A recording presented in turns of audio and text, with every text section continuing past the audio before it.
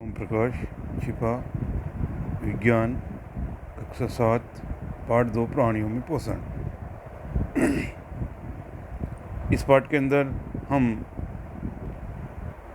जीव जंतुओं के अंदर पोषण पढ़ेंगे कि किस प्रकार से वो भोजन करते हैं और उस भोजन का पाचन होता है और उनको ऊर्जा मिलती है।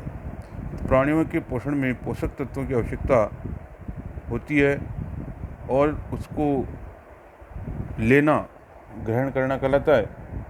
उसके बाद में उसका पाचन होता है और तीसरी क्रिया होती है उसका अवशोषण और स्वांगीकरण और उसके बाद में उसका निष्कासन जो शेष बचता है। इस प्रकार सारी क्रियाएं भोजन का पाचन कहलाती है। भोजन के पाचन में जो भोजन के तत्व होते हैं वो जटिल यानी से सरल अणुओं में सरल पदार्थों में बदल जाते हैं जिससे ऊर्जा मुक्त होती है।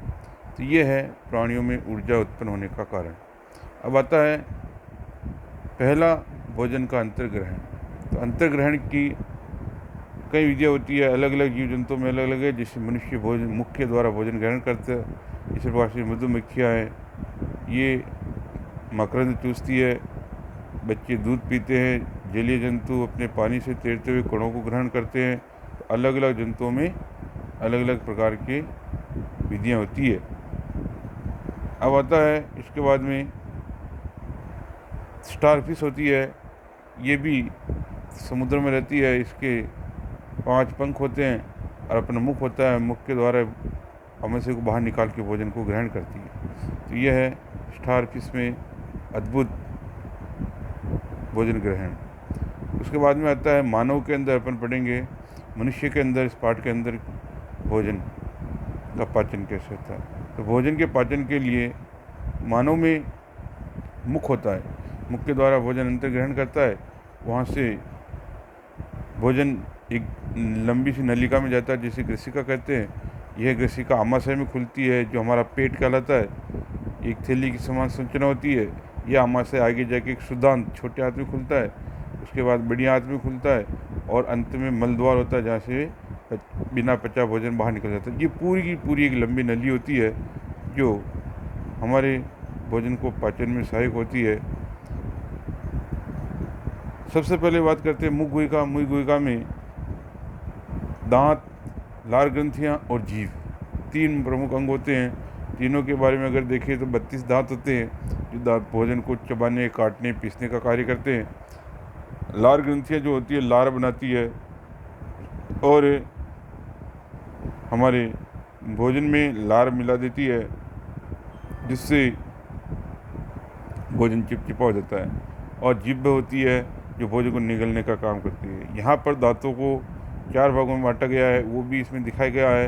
ये सब 4 प्रकार के दांत यहाँ लिखे गए हैं। सबसे पहले कृतंग दांत जो आगे होते हैं, 4 नीचे 4 ऊपर, कुल 8 दांत होते हैं। उसके बाद में एक एक दांत दोनों ऊपर, 2 ऊपर 2 नीचे रत्नक दांत होते हैं जो तीखे होते हैं। उसके बाद में छोटी डांडी और बड़ी डांडी जिन्हें चवर्णक और अग्र चवर्णक कहते हैं। इस पर कुल मिलाकर के 32 दांत होते हैं, 16 नीचे 16 ऊपर।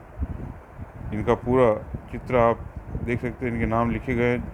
ये 3 चवर्णक इधर, 3 चवर्णक इधर दाएं बाएं। इस प्रकार से 6 चवर्णक नीचे वाले, 6 ऊपर, तो कुल 12 चवर्णक हो गए। ऐसे अग्र चवर्णक 2 इधर 2 इधर, 4 भी ऊपर, 8 हो गए।